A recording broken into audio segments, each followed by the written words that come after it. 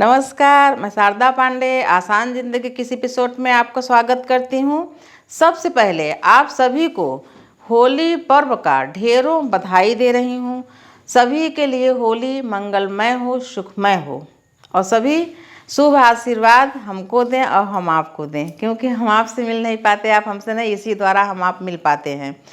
तो मैं आपको आज बताने जा रही हूँ कि होली के बाद जो भाई दूज, चित्रगुप्त पूजा आता है या परिवार आता है, वो सभी का मैं पहले से भी बताई हूँ कि जैसे दीपावली के बाद ये सब पर्व आते हैं, इनकी मान्यता है, वैसे ही होली के बाद भी ये सभी पर्व आते हैं। तो आपको अगर ये जानकारी ना हो, पहले भी कई बार बताई हूँ, तो दीपावली के बाद जो पर्व आता है भाई दूज का, वो शुक्ल पक्ष में आता है। लेकिन होली के बाद जो पर्व आता है भाई दूज का, एक कृष्ण पक्ष में आता है। और जो कृष्ण पक्ष का ये भाई दूज है, चित्रगुप्त पूजा है या अलक्ष्मी को फटकार करके भगाना है, ये काफ़ी शुभ माना जाता है। क्यों? क्योंकि इसके देवता कौन हैं? यमराज जी। यमराज जी का ही पूजा होता है भाइयों की सुरक्षा के लिए। यमुना जी जैसे कि यमराज जी अपने कर्तव्य को निभाते हुए प्राणियों को दंड देते थे, तो उनको अच्छा नहीं लगता था। कई कहानियाँ आपको बताई हूँ। तो ये कृष्ण पक्ष इनको अति प्रिय है, यमराज जी को और शनि जी को।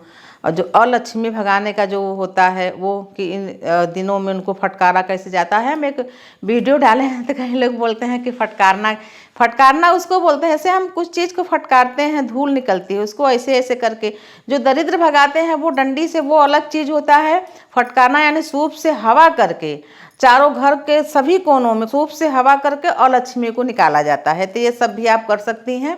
ये विशेष जानकारियां हैं जो कि हमारे बचपन में हमारी दादी लोग करती थी, तो हमारी स्मृति में अभी तक है। क्योंकि अब हम गांव में जाते हैं तो अभी जो सब नए लोग आए हैं तो सब नहीं करते, लेकिन करना चाहिए। तो होली के बाद वाला जो भाई दूज है, इसका काफ़ी महत्व है।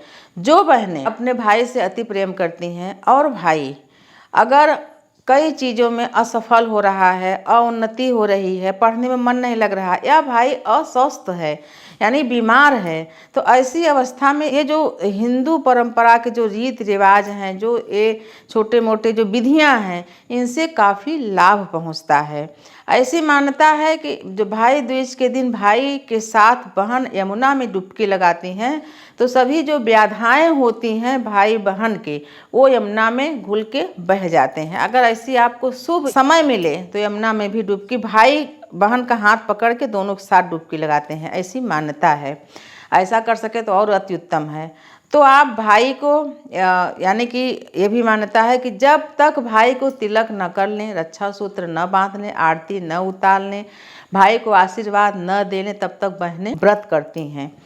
और पहले यमराज जी का भी पूजा कर लें, मानसिक तौर पर ही उनका नाम लेकर के, हे यमराज जी, हमारे भाई के जीवन में, उसके मार्ग में कभी भी कोई व्याधा ना आए और आपकी दया दृष्टि सदैव भाई के साथ साथ सभी के ऊपर बनी रहे। ऐसी प्रार्थना करके फिर भाई को तिलक करके, रक्षा सूत्र बांध के, आरती उतार के, मिठाई खिला के, वैसे तो बहनें अपने हाथ से पकवान बना के खिलाती हैं। अगर न बना सके पकवान, जैसे पूड़ी है, हलवा, कुछ भी आप खिला सकते हो। न बना सके तो मंगा के ही, पर अपने हाथ से भाई को खिला के पानी पिला दें, तिलक वगैरह कर दें, तो ये बहुत शुभ होता है। और जिस कामना से, अभी कभी कभी क्या है कि भाई सर्व संपन्न है, तो ऐसा तब भी बहनें बांध सकती हैं। लेकिन अगर आप ये उपाय करके देखें कि भाई अगर किसी चीज़ से व्यथित है, अस्वस्थ है, अउन्नति हो रही है, पढ़ाई में मन नहीं लग रहा है, तो आप उसी चीज़ को ध्यान में रख के कि हमारे भाई को पढ़ाई में सफलता नहीं मिल रही है, या उसको स्वास्थ्य लाभ चाहिए, या उसका मन उद्विग्न रहता है, हमेशा उसका मन कहीं नहीं लगता, तो उसी चीज़ पर ध्यान को केंद्रित करके और माँ यमुना से और देवता यमराज से प्रार्थना करें कि हमारे भाई को इन दिक्कतों से बचाएं और भाई को दीर्घ आयु बनाएं, ऐसी कामना करें। तो मैं आपको बताऊंगी कि इस बार भाई दूज पूजा, चित्रगुप्त पूजा कब है। भाद्री द्वितीया इस बार 9 मार्च दिन गुरुवार के दिन पड़ रही है। तो इसका अभिजीत मुहूर्त जो होता है, अभिजीत मुहूर्त का साधु संत भी पूजा का इंतजार करते हैं। किसी देवता का जन्म हो, कृष्ण भगवान जी का, कुछ भी पूजा, तो अभिजीत मुहूर्त का इंतजार किया जाता है। तो अभिजीत मुहूर्त सुबह यानी 9 मार्च दिन गुरुवार के दिन सुबह 11:55 से दोपहर यानी 12:42 तक विशेष अभिजीत मुहूर्त है। अगर इस मुहूर्त में बहनें अपने भाइयों की पूजा कर सकें, तिलक कर सकें तो ठीक है, लेकिन सभी इस मुहूर्त में नहीं कर सकते, यानी कि कुछ न कुछ बाधाएं आ जाती हैं। तो जो द्वितीया तिथि है ये 8 तारीख को रात्रि से शुरू होकर 9 तारीख सूर्य अस्त तक रहेगा।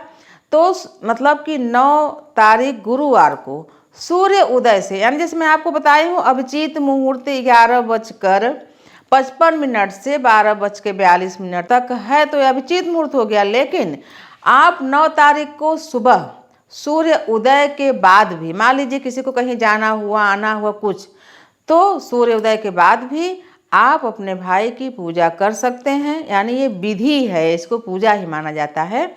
सूर्य उदय से लेकर आप पूरे दिन, यानी जो अभिजीत मुहूर्त है इसको निकल जाने के बाद भी आप इसको सूर्य अस्त होने से पहले तक भी भाई को तिलक करके मंगल कामना भगवान से कर सकती हैं। बहन तब तक व्रत रहती है जब तक भाई को तिलक न लगा ले या रक्षा सूत्र न बांध ले। मान्यता के अनुसार कि भाई को अपने हाथ से पका के बहनें खिलाती हैं, जो नहीं पका पाती किसी भी कारणवश तो वो अपने हाथ से परोस भी दें, तब भी उसकी मान्यता है। और मान लीजिए कि किसी भी कारण जैसे कि बहनें अशुद्ध हैं, कुछ भी हो, तो पंचगव्य का इस्तेमाल करके यानी पंचगव्य ग्रहण करके भाइयों को तिलक और रक्षा सूत्र का जो उपाय है वो कर सकती हैं। ऐसे में भाई बड़ा हो या छोटा, मैं कई बार बताती हूँ कि जो बहन है, जो मातृशक्तियां हैं, वो छोटी हो या बड़ी हो, उनका चरण स्पर्श जरूर करना चाहिए। बड़ी हैं तो माँ के रूप में, हम उम्र हैं, हम उम्र बहन हैं ही तब भी उनका पाँव छुएं, छोटी हैं तो भी माँ के रूप में, यानी जब हम छोटी कन्याओं को भोजन कराते हैं तो माँ के रूप में ही प्रणाम करते हैं। नवरात्रियों में प्रणाम करें, इनका आशीर्वाद लेना अति उत्तम है, अति शुभ माना जाता है। जैसा कि मैं एक अभी वीडियो दी हूँ तो एक कमेंट आया था कि इसमें कार लेकर और चौराहे पर चले गए थे जहाँ जो को करते हैं तो क्या करें, तो उसका मैं जवाब भी दी हूँ। तो ये सब चीज़ें होती हैं, तो आप लोग को मैं बार बार बताती रहती हूँ कि आप लोग इन चीज़ों से सावधान रहें और आपकी ज़िंदगी में हर चीज़ आसान रहे। इसीलिए मैं आपको इस सब पर्वों के बारे में बताती हूँ। बहुत सारे वीडियो आगे मैं आपको और देने वाली हूँ कि दरवाजे के आसपास जो आजू बाजू स्वास्तिक बनाने के लिए महिलाएं बिंदी उतार के क्या करें, इसका भी वीडियो आगे देने वाली हूँ। तो आप सभी के लिए ये सभी शुभ पर्व मंगलमय हो, सुखमय हो और यूं ही आप हमारे साथ बने रहें, देखते रहें आसान जिंदगी। तब तक के लिए नमस्कार।